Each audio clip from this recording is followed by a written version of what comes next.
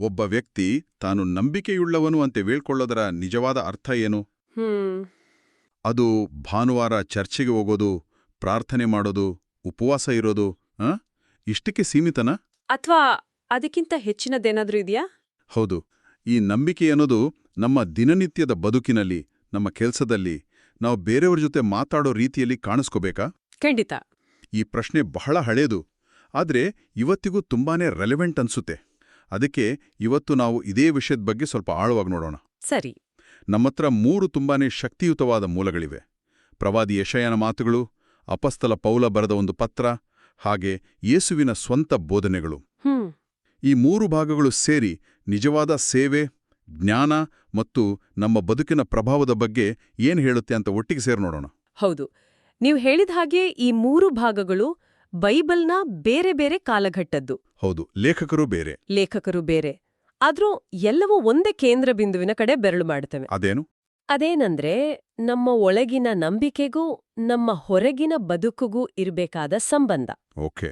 ಬರೀ ನನಗೆ ನಂಬಿಕೆ ಇದೆ ಅಂತ ಹೇಳೋದು ಒಂದು ವಿಷಯ, ಆದ್ರೆ ಆ ನಂಬಿಕೆ ನಮ್ಮ ಕ್ರಿಯೆಗಳ ಮೂಲಕ, ನಮ್ಮ ವ್ಯಕ್ತಿತ್ವದ ಮೂಲಕ ಜಗತ್ತಿಗೆ ಹೇಗೆ ಕಾಣಿಸುತ್ತೆ ಅನ್ನೋದು ಇನ್ನೊಂದು ವಿಷಯ.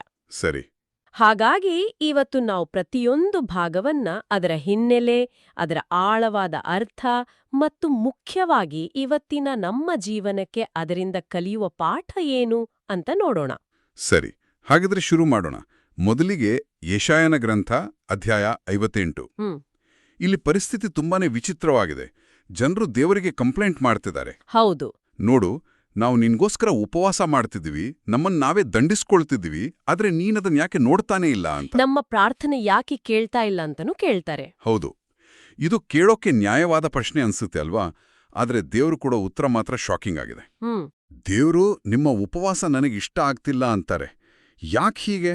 ಅವರು ಅಷ್ಟೆಲ್ಲ ಕಷ್ಟಪಟ್ಟು ಮಾಡ್ತಿರೋ ಧಾರ್ಮಿಕ ಆಚರಣೆ ಯಾಕೆ ದೇವರಿಗೆ ಮೆಚ್ಚುಗೆ ಆಗ್ತಿಲ್ಲ? ಇದು ಇವತ್ತಿಗೂ ತುಂಬಾನೇ ರೆಲೆವೆಂಟ್ ಆದ ಪ್ರಶ್ನೆ. ಯೆಶಾಯನ ಕಾಲದಲ್ಲಿ ಜನರು ಧಾರ್ಮಿಕ ಆಚರಣೆಗಳನ್ನ ಒಂದು ರೀತಿ ವ್ಯವಹಾರದ ತರ ನೋಡ್ತಿದ್ರು. ಒಂದು ಬಿಸ್ನೆಸ್ ಡೀಲ್ ತರನಾ? ಎಕ್ಸಾಕ್ಟ್ಲಿ. ನಾವಿದನ್ ಮಾಡಿದ್ರೆ ದೇವ್ರು ನಮಗ ಅದನ್ನು ಕೊಡ್ಬೇಕು ಅನ್ನೋ ಮನಸ್ಥಿತಿ. ಸರಿ. ಆದ್ರೆ ದೇವ್ರು ಹೇಳ್ತಿರೋದು, ನೀವು ಉಪವಾಸ ಅಂತ ಮಾಡಿ ಒಂದು ಕಡೆ ಹೊಟ್ಟೆ ಹಸಿವಿನಿಂದ ಇರ್ತೀರಾ, ಅದೇ ದಿನ ನಿಮ್ಮ ಕೆಲಸದವರಿಂದ ಬಲವಂತವಾಗಿ ದುಡಿಸ್ಕೊಳ್ತಿಲ್ಲ, ಜಗಳ ಆಡ್ತೀರಾ, ಬಡವರನ್ನು ಶೋಷಣೆ ಮಾಡ್ತೀರಾ. ಇದು ಯಾವ ಸೀಮೆ ಉಪವಾಸ ಅಂತ? ಅಂದ್ರೆ ಅವರ ಆಚರಣೆಗೂ ಅವರ ನಡವಳಿಕೆಗೂ ಸಂಬಂಧವೇ ಇರಲಿಲ್ಲ. ಖಂಡಿತ.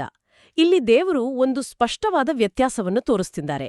ಕೇವಲ ಆಚರಣೆಗಾಗಿ ಮಾಡುವ ಉಪವಾಸಕ್ಕೂ ನಿಜವಾದ ಕರುಣೆಯಿಂದ ಮಾಡುವ ಸೇವೆಗೂ ಇರೋ ವ್ಯತ್ಯಾಸ. ಹಾಗಾದ್ರೆ ದೇವರಿಷ್ಟಪಡುವ ಉಪವಾಸ ಯಾವುದು? ದೇವ್ರು ಹೇಳ್ತಾರೆ, ಅದು ಹಸಿದವರಿಗೆ ನಿಮ್ಮ ಆಹಾರವನ್ನು ಹಂಚುವುದು, ಮನೆಯಿಲ್ಲದ ಬಡವರನ್ನು ನಿಮ್ಮ ಮನೆಗೆ ಕರೆತರುವುದು, ಬಟ್ಟೆ ಇಲ್ಲದವರನ್ನು ಕಂಡಾಗ ಅವರಿಗೆ ಬಟ್ಟೆ ಕೊಡುವುದು. ಹಾಗಿದ್ರೆ ಹೊಟ್ಟೆ ಹಸಿವಿನಿಂದಿರೋದು ಮುಖ್ಯ ಅಲ್ಲ, ಇನ್ನೊಬ್ಬರ ಹಸಿವನ್ನು ನೀಗಿಸೋದು ಅದೇ ಮುಖ್ಯ ಅಂತ. ಹೌದು, ಇದು ಸಂಪೂರ್ಣವಾಗಿ ದೃಷ್ಟಿಕೋನವನ್ನೇ ಬದಲಾಯಿಸುತ್ತೆ. ಇದರಲ್ಲಿ ಇನ್ನೊಂದು ಸಾಲು ನನ್ನ ಗಮನ ಸೆಳೆದಿತು. ನಿನ್ನ ರಕ್ತ ಸಂಬಂಧಿಕರಿಂದ ಮುಖ ಮರೆಮಾಡಿಕೊಳ್ಳುದಿರುವುದು. ಇದರ ಬಗ್ಗೆ ಸ್ವಲ್ಪ ವಿವರಿಸ್ತೀರಾ? ಖಂಡಿತ. ಇದು ತುಂಬಾನೇ ಪ್ರಮುಖವಾದ ಮಾತು. ಅಂದ್ರೆ ನಾವು ಜಗತ್ತಿನೇ ಉದ್ಧಾರ ಮಾಡ್ತೀವಿ ಅಂತ ಹೊರಟು ನಮ್ಮ ಮನೆಯವರನ್ನ, ನಮ್ಮ ಅಕ್ಕಪಕ್ಕದವರನ್ನ ಮರೆತು ಬಿಟ್ರೆ ಅದಕ್ಕೆ ಅರ್ಥ ಇಲ್ಲ. ನಮ್ಮ ಜವಾಬ್ದಾರಿ ನಮ್ಮ ಹತ್ತಿರದಿಂದಲೇ ಶುರುವಾಗಬೇಕು ಅಂತ. ಹೌದು. ಕೆಲವೊಮ್ಮೆ ನಾವು ದೂರದಲ್ಲಿರುವ ಯಾರಿಗೋ ಸಹಾಯ ಮಾಡಿ ದೊಡ್ಡವರೆನಿಸಿಕೊಳ್ಳಲು ಪ್ರಯತ್ನಿಸ್ತೀವಿ, ಆದರೆ ನಮ್ಮ ಕಣ್ಣು ಮುಂದೆಯೇ ಕಷ್ಟದಲ್ಲಿರುವ ನಮ್ಮವರನ್ನ ಕಡೆಗಣಿಸ್ತೀವಿ. ನಿಜ. ದೇವ್ರು ಹೇಳ್ತಿರೋದು, ನಿಜವಾದ ಸೇವೆ ಆ ರೀತಿ ಇರಲ್ಲ. ಅದು ನಮ್ಮ ಸುತ್ತಮುತ್ತಲಿನಿಂದಲೇ ಪ್ರಾರಂಭವಾಗಬೇಕು. ಇದು ನಿಜಕ್ಕೂ ಸ್ವಾರಸ್ಯಕರವಾಗಿದೆ. ಯಾಕಂದ್ರೆ ದೇವರು ಕೇವಲ ಏನು ತಪ್ಪು ಅಂತ ಹೇಳಿ ಸುಮ್ಮನ ಆಗಲ್ಲ, ಸರಿಯಾದ ದಾರಿಯಲ್ಲಿ ನಡೆದ್ರೆ ಸಿಗುವ ಪ್ರತಿಫಲದ ಬಗ್ಗೆನೂ ಮಾತಾಡ್ತಾರೆ. ಹೌದು, ವಾಗ್ದಾನಗಳಿದೆ. ಆಗ ನಿಮ್ಮ ಬೆಳಕು ಬೆಳಗಿನ ಸೂರ್ಯನ ಹಾಗೆ ಹೊಳೆಯುತ್ತೆ ಅನ್ನೋ ಮಾತು. ವಾವ್! ಅಂದ್ರೆ ನಮ್ಮ ಜೀವನದಲ್ಲಿರೋ ಕತ್ತಲೆ, ಗೊಂದಲಗಳೆಲ್ಲ ದೂರ ಆಗುತ್ತೆ ಅನ್ನೋ ಭರವಸೆ. ಅದಲ್ಲದೆ ಸದಾಚಾರವು ನಿಮಗೆ ಮುಂದೆ ಕಾವಲಾಗಿರುತ್ತೆ, ದೇವರ ಮಹಿಮೆ ನಿಮಗೆ ಹಿಂದೆ ರಕ್ಷಣೆ ಆಗಿರುತ್ತೆ ಅಂತಾನೂ ಹೇಳಲಾಗಿದೆ. ಇದನ್ನ ಕೇಳಿದಾಗ ಇಸ್ರೇಲಿಯರ ಮರುಭೂಮಿಯ ಪ್ರಯಾಣ ನೆನ್ಪಾಗುತ್ತೆ. ಹೌದು, ಹಗಲಲ್ಲಿ ಮೋಡ ಮತ್ತು ರಾತ್ರಿ ಬೆಂಕಿಯ ಸ್ತಂಭ ಅವರನ್ನ ಕಾಯ್ತಿದ್ದ ದೃಶ್ಯ. ಅದೇ ರೀತಿ ನಮ್ಮ ಒಳ್ಳೆಯ ಕೆಲ್ಸಗಳೇ ನಮಗೆ ರಕ್ಷಣೆ ಕೊಡುತ್ತೆ ಅಂತ. ಅದ್ಭುತವಾದ ಯೋಚನೆ. ಹೌದು, ಆದ್ರೆ ಆ ಭರವಸೆ ಷರತ್ತುಬದ್ಧವಾಗಿದೆ ಅನ್ನೋದನ್ನ ನಾವು ಮರಿಬಾರ್ದು. ಅಂದ್ರೆ ದೇವ್ರು ನೀನು ಕೂಗಿದಾಗ ನಾನು ಇಗೋ ಇಲ್ಲಿದ್ದೇನೆ ಅಂತ ಉತ್ತರ ಕೊಡ್ತೀನಿ ಅಂತ ಹೇಳ್ತಾರೆ. ಆದ್ರೆ ಅದಕ್ಕೂ ಮೊದಲು ನಾವು ಕೆಲವು ವಿಷಯಗಳನ್ನ ನಿಲ್ಲಿಸ್ಬೇಕು ಅಂತಾರೆ. ಅವು ಯಾವುವು? ದಬ್ಬಾಳಿಕೆಯನ್ನು ನಿಲ್ಲಿಸುವುದು, ಇನ್ನೊಬ್ಬರ ಕಡೆ ಬೆರಳು ಮಾಡಿ ದೂಷಿಸುವುದನ್ನು ನಿಲ್ಲಿಸುವುದು ಮತ್ತು ಕೆಟ್ಟ ಮಾತುಗಳನ್ನಾಡುವುದನ್ನು ನಿಲ್ಲಿಸುವುದು. ಓಕೆ, ಅಂದ್ರೆ ನಮ್ಮ ಸಾಮಾಜಿಕ ನಡವಳಿಕೆಗೂ ನಮ್ಮ ಆಧ್ಯಾತ್ಮಿಕ ಜೀವನಕ್ಕೂ ನೇರ ಸಂಬಂಧವಿದೆ. ಖಂಡಿತ. ನಾವು ಬೇರೆಯವರನ್ನು ಹೇಗೆ ನಡೆಸ್ಕೊಳ್ತೀವೋ ಅದು ದೇವರು ನಮ್ಗೆ ಹೇಗೆ ಸ್ಪಂದಿಸ್ತಾರೆ ಅನ್ನೋದರ ಮೇಲೆ ಪ್ರಭಾವ ಬೀರತ್ತೆ. ಇವತ್ತಿನ ದಿನಗಳಲ್ಲಿ ಮಾನಸಿಕ ನೆಮ್ಮದಿ, ಆರೋಗ್ಯಕ್ಕಾಗಿ ಹುಡುಕಾಡ್ತಿರೋವರಿಗೆ ಮೂಲದಲ್ಲಿರುವ ನಿಮ್ಮ ಆರೋಗ್ಯ ಬೇಗನೆ ಸುಧಾರಿಸುವುದು ಅನ್ನೋ ಮಾತು ಒಂದು ದಾರಿ ತೋರಿಸುತ್ತೆ. ಸ್ವಾರ್ಥ ಬಿಟ್ಟು ಬೇರೆಯವರಿಗೋಸ್ಕರ ಬದುಕೋದ್ರಲ್ಲೇ ನಿಜವಾದ ನೆಮ್ಮದಿ ಇದೆ ಅಂತ. ಹೌದು, ಅದೇ ಇದರ ಸಂದೇಶ. ಅದ್ಭುತವಾಗಿ ವಿವರಿಸಿದ್ರಿ. ಹಾಗಿದ್ರೆ ನಮ್ಮ ನಂಬಿಕೆ ಅನ್ನೋದು ಮೊದಲು ಕ್ರಿಯೆಯ ರೂಪದಲ್ಲಿ ಕಾಣಿಸ್ಕೊಳ್ಬೇಕು ಅನ್ನೋದು ಸ್ಪಷ್ಟವಾಯಿತು. ಈಗ ಮುಂದಿನ ಪ್ರಶ್ನೆಗೆ ಬರೋಣ. ನಮ್ಮ ಕ್ರಿಯೆಗಳ ಹಿಂದಿರುವ ಸಂದೇಶವಾದರೂ ಏನು? ಇದಕ್ಕಾಗಿ ನಾವು ಅಪೋಸ್ತಲ ಪೌಲನ ಹತ್ರ ಹೋಗೋಣ. ಸರಿ. ಪೌಲ ಅಂದ್ರೆ ಒಬ್ಬ ದೊಡ್ಡ ವಿದ್ವಾಂಸ, ಜ್ಞಾನಿ. ತರ್ಕದಲ್ಲಿ ಅವರನ್ನು ಮೀರಿಸೋರು ಇರಲಿಲ್ಲ. ಆದ್ರೆ ಅವನು ಕೊರಿಂಥ್ ಅನ್ನೋ ಪಟ್ಟಣಕ್ಕೆ ಹೋದಾಗ ತುಂಬಾನೇ ಪ್ರಸಿದ್ಧ ಪಟ್ಟಣ ಅದು. ಹೌದು, ಅಲ್ಲಿ ಅವನು ಉದ್ದೇಶಪೂರ್ವಕವಾಗಿ ತನ್ನೆಲ್ಲ ಜ್ಞಾನ, ಪಾಂಡಿತ್ಯ, ಮಾತಿನ ಶೈಲಿಯನ್ನೆಲ್ಲ ಬದಿಗಿಟ್ಟುಬಿಟ್ಟೆ ಅಂತ ಹೇಳ್ತಾನೆ. ಒಬ್ಬ ಬುದ್ಧಿವಂತ ಯಾಕೆ ಹಾಗೆ ಮಾಡಬೇಕು? ಇದನ್ನ ಅರ್ಥ ಮಾಡ್ಕೊಳ್ಳೋಕೆ ಅಂದಿನ ಕೊರಿಂಥ್ ನಗರದ ಬಗ್ಗೆ ಸ್ವಲ್ಪ ತಿಳ್ಕೋಬೇಕು. ಓಕೆ. ಕೊರಿಂಥ್ ಗ್ರೀಕ್ ಸಂಸ್ಕೃತಿಯ ಕೇಂದ್ರವಾಗಿತ್ತು. ಅಲ್ಲಿನ ಜನರಿಗೆ ತತ್ವಜ್ಞಾನ, ಚರ್ಚೆ, ವಾದವಿವಾದ ಅಂದ್ರೆ ಪಂಚಪ್ರಾಣ. ಸುಂದರವಾಗಿ ಮಾತಾಡೋದು ಅಂದ್ರೆ ಇಷ್ಟ. ಹೌದು, ಜ್ಞಾನಕ್ಕೆ, ಬುದ್ಧಿಮಂತಿಕೆಗೆ ಬಹಳ ಬೆಲೆ ಕೊಡ್ತಿದ್ರು. ಇಂಥ ಜಾಗಕ್ಕೆ ಹೋಗಿ ಪೌಲಸ್ ಸುಲಭವಾಗಿ ತನ್ನ ಪಾಂಡಿತ್ಯ ತೋರಿಸಿ ಎಲ್ಲರನ್ನೂ ಇಂಪ್ರೆಸ್ ಮಾಡಬಹುದಿತ್ತು. ನಿಜ. ಆದ್ರೆ ಅವನು ಆ ದಾರಿ ಹಿಡೀಲಿಲ್ಲ. ಬದಲಿಗೆ ಅವನು ಒಂದೇ ಒಂದು ವಿಷಯದ ಬಗ್ಗೆ ಮಾತಾಡೋಕೆ ನಿರ್ಧಾರಿಸ್ತ. ಅದೇನು? ಶಿಲುಬೆಗೇರಿಸಲ್ಪಟ್ಟ ಯೇಸುಕ್ರಿಸ್ತ. ಶಿಲುಬೆ ಯಾಕೆ? ಯಾಕಂದ್ರೆ ಅಂದಿನ ಗ್ರೀಕ್ ಮತ್ತು ರೋಮನ್ ಜಗತ್ತಿನಲ್ಲಿ ಶಿಲುಬೆ ಅನ್ನೋದು ಸೋಲಿನ, ಅವಮಾನದ ಸಂಕೇತ ಅಲ್ವಾ? ಹೌದು, ಶಾಪದ ಸಂಕೇತವಾಗಿತ್ತು. ಬುದ್ಧಿವಂತರು ಅದನ್ನ ಮೂರ್ಖತನ ಅಂತ ನೋಡ್ತಿದ್ರು. ಒಂದ್ ನಿಮಿಷ, ಇದು ಸ್ವಲ್ಪ ಗೊಂದಲ ಅನ್ಸುತ್ತೆ. ಒಂದು ಕಡೆ ಬುದ್ಧಿವಂತರೇ ತುಂಬಿರುವ ನಗರ, ಇನ್ನೊಂದು ಕಡೆ ಪೌಲ ಉದ್ದೇಶಪೂರ್ವಕವಾಗಿ ಮೂರ್ಖತನ ಅಂತ ಕಾಣೋ ವಿಷಯವನ್ನು ಆರಿಸ್ಕೊಳ್ತಿದ್ದಾನೆ. ಇದರಿಂದ ಜನ ಅವನ್ನು ಸುಲಭವಾಗಿ ತಿರಸ್ಕರಿಸುವ ಅಪಾಯ ಇರ್ಲಿಲ್ವಾ? ಇತ್ತು. ನಾನು ನಿಮ್ಮ ಹತ್ರ ಬಂದಾಗ ಬಲಹೀನನಾಗಿದ್ದೆ, ಭಯದಿಂದ ನಡುಗ್ತಿದ್ದೆ ಅಂತನೂ ಅವನು ಒಪ್ಕೊಳ್ತಾನೆ. ಇದು ಒಬ್ಬ ನಾಯಕನ ಲಕ್ಷಣವೇ? ನಿಮ್ಮ ಪ್ರಶ್ನೆ ತುಂಬಾನೇ ಸರಿ. ಇಲ್ಲಿ ಪೌಲ ಒಂದು ದೊಡ್ಡ ರಿಸ್ಕ್ ತಗೊಳ್ತಿದ್ದಾನೆ, ಆದ್ರೆ ಅದರ ಹಿಂದೆ ಒಂದು ಆಳವಾದ ಆಧ್ಯಾತ್ಮಿಕ ಸತ್ಯ ಅಡಗಿದೆ. ಅದೇನು?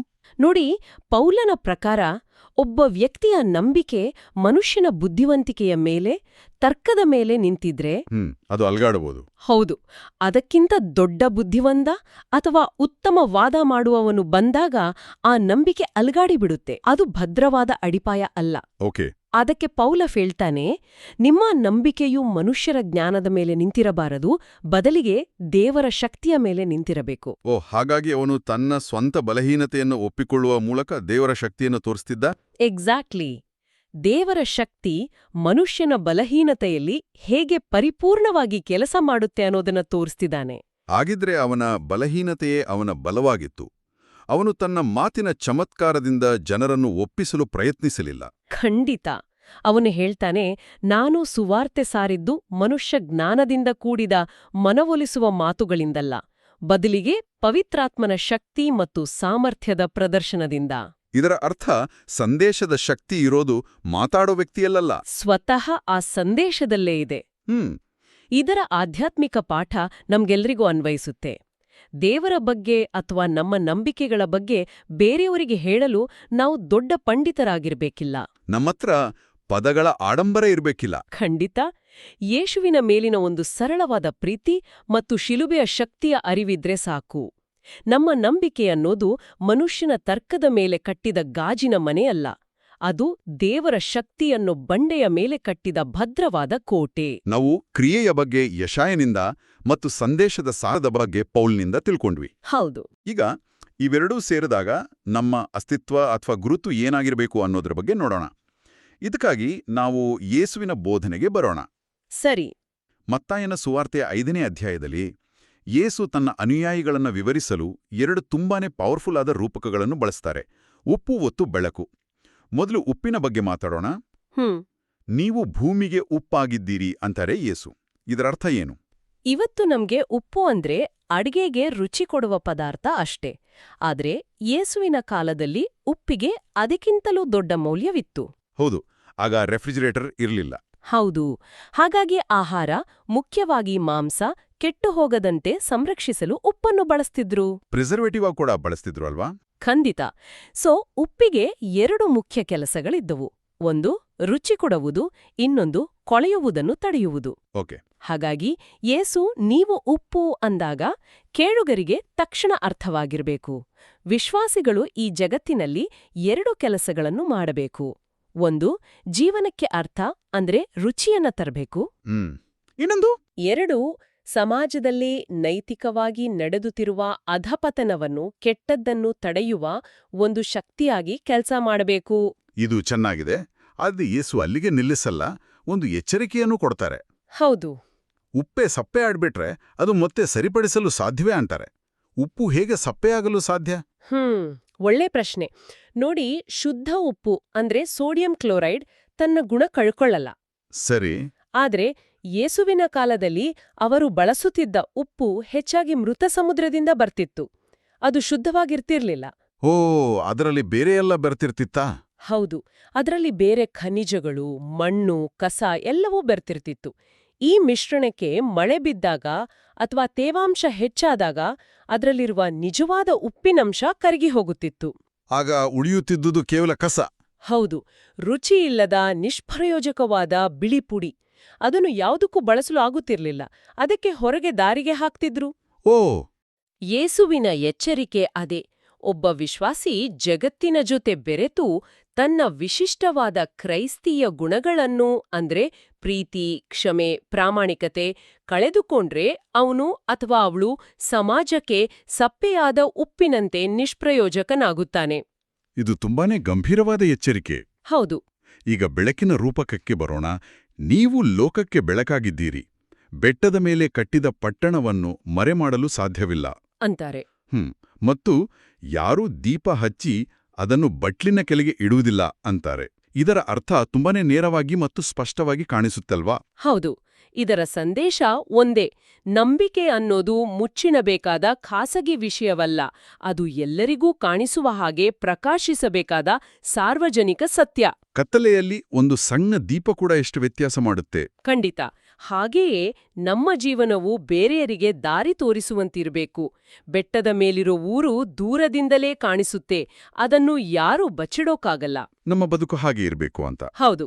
ಇಲ್ಲಿ ಗಮನಿಸಬೇಕಾದ ಅಂಶ ಅಂದ್ರೆ ನಮ್ಮ ಬೆಳಕು ಅಂದ್ರೆ ಏನು ಅಂತಾನೂ ಯೇಸು ವಿವರಿಸ್ತಾರೆ. ಅದೇನು? ಅದು ನಮ್ಮ ಸತ್ಕಾರ್ಯಗಳು ಅಥವಾ ಒಳ್ಳೆಯ ಕೆಲಸಗಳು, ಕೇವಲ ಮಾತುಗಳಲ್ಲ. ಹಾಗಿದ್ರೆ ಈ ಒಳ್ಳೆಯ ಕೆಲಸಗಳ ಅಂತಿಮ ಗುರಿ ಏನು? ನಾವು ಒಳ್ಳೆಯ ಕೆಲಸ ಮಾಡಿ ಸಮಾಜದಲ್ಲಿ ಅಬ್ಬಾ ಎಂಥ ಒಳ್ಳೆಯವರು ಅಂತ ಹೆಸರು ಗಳಿಸುವುದಾ? ಇಲ್ಲ. ಮತ್ತು ಇದೇ ಈ ಇಡೀ ಭಾಗದ ಅತ್ಯಂತ ಪ್ರಮುಖವಾದ ತಿರುಳು. ಓಕೆ. ಯೇಸು ತುಂಬಾನೇ ಸ್ಪಷ್ಟವಾಗಿ ಹೇಳ್ತಾರೆ, ಜನರು ನಿಮ್ಮ ಒಳ್ಳೆಯ ಕಾರ್ಯಗಳನ್ನು ನೋಡಿ ಸ್ವರ್ಗದಲ್ಲಿರುವ ನಿಮ್ಮ ತಂದೆಯನ್ನು ಕೊಂಡಾಡುವಂತೆ ನಿಮ್ಮ ಬೆಳಕು ಅವರ ಮುಂದೆ ಪ್ರಕಾಶಿಸಲಿ. ಅಂದ್ರೆ ನಮ್ಮ ಒಳ್ಳೆಯ ಕೆಲಸಗಳ ಫೋಕಸ್ ನಮ್ಮ ಮೇಲೆ ಇರಬಾರ್ದು. ಖಂಡಿತ ಇಲ್ಲ. ನಾವು ಮಾಡುವ ಸೇವೆ, ನಾವು ತೋರಿಸುವ ಪ್ರೀತಿ ಎಲ್ಲವೂ ದೇವರ ಗುಣಗಳನ್ನು ಪ್ರತಿಬಿಂಬಿಸುವ ಒಂದು ಕನ್ನಡಿಯಂತೆ ಇರಬೇಕು. ಜನರು ನಮ್ಮನ್ನು ನೋಡಿ ದೇವರ ಕಡೆಗೆ ತಿರುಗಬೇಕು ಅಂತ. ಹೌದು. ನಮ್ಮ ಪ್ರಭಾವದ ಅಂತಿಮ ಗುರಿ ನಮ್ಮನ್ನು ವೈಭವೀಕರಿಸುವುದಲ್ಲ, ದೇವರನ್ನು ಮಹಿಮೆಪಡಿಸುವುದಾಗಿದೆ. ಈ 3 ಭಾಗಗಳನ್ನು ಒಟ್ಟಿಗೆ ಜೋಡಿಸಿದಾಗ ಒಂದು ಸಂಪೂರ್ಣ ಚಿತ್ರಣ ಸಿಕ್ಕಾಗೆ ಆಗ್ತಿದೆ. ಯಶಾಯ, ಪೌಲ, ಯೇಸು 3ರು ಬೇರೆ ಬೇರೆ ರೀತಿ ಹೇಳಿದ್ರೂ ಎಲ್ಲರೂ ಒಂದೇ ದಿಕ್ಕಿನತ್ತ ಬೆರಳು ಚೋಡಿಸ್ತಿದ್ದಾರೆ. ಹೌದು. ನಂಬಿಕೆ ಅನ್ನೋದು ಕೇವಲ ನಮ್ಮ ತಲೆಯೊಳಗಿನ ಯೋಚನೆ ಅಥವಾ ಹೃದಯದೊಳಗಿನ ಭಾವನೆ ಮಾತ್ರ ಅಲ್ಲ. ಖಂಡಿತ. ಇದರ ಸಾರಾಂಶವನ್ನು ಹೀಗೆ ಹೇಳಬಹುದು. ಯಶಯನ ಪ್ರಕಾರ ನಿಜವಾದ ಆರಾಧನೆ ಅಂದ್ರೆ ಬಡವರಿಗೆ ಸೇವೆ ಮಾಡೋದು. ಸರಿ. ಪೌಲನ ಪ್ರಕಾರ ನಿಜವಾದ ಜ್ಞಾನ ಅಂದ್ರೆ ಮನುಷ್ಯನ ಬುದ್ಧಿವಂತಿಕೆಯಲ್ಲ, ದೇವರ ಶಕ್ತಿಯ ಸಂಕೇತವಾದ ಶಿಲುಬೆಯಲ್ಲಿದೆ. ಮತ್ತು ಯೇಸುವಿನ ಪ್ರಕಾರ? ಯೇಸುವಿನ ಪ್ರಕಾರ ನಮ್ಮ ನಿಜವಾದ ಗುರುತು ಅಂದ್ರೆ ಜಗತ್ತು ಕೆಟ್ಟು ಹೋಗದಂತೆ ತಡೆಯುವ ಉಪ್ಪು ಮತ್ತು ಕತ್ತಲೆಯಲ್ಲಿರುವವರಿಗೆ ದಾರಿ ತೋರಿಸುವ ಬೆಳಕು.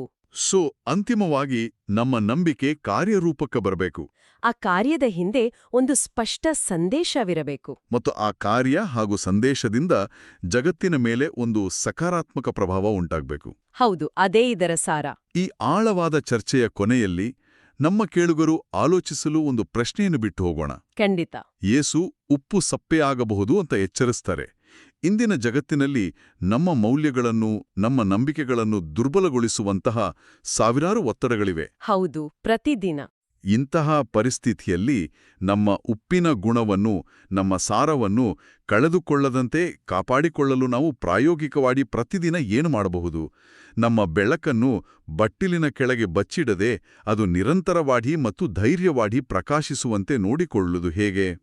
ಪ್ರಿಯರೇ, ಈ ಚಾನೆಲ್ ಅನ್ನು ಸಬ್ಸ್ಕ್ರೈಬ್ ಮಾಡಿ ಪ್ರತಿದಿನ ದೇವರ ವಾಕ್ಯವನ್ನು ಆಲಿಸುತ್ತಾ ಅದನ್ನು ಇತರರೊಂದಿಗೆ ಹಂಚಿಕೊಳ್ಳಲು ನಮಗೆ ನೆರವಾಗಿರಿ. ಧನ್ಯವಾದಗಳು.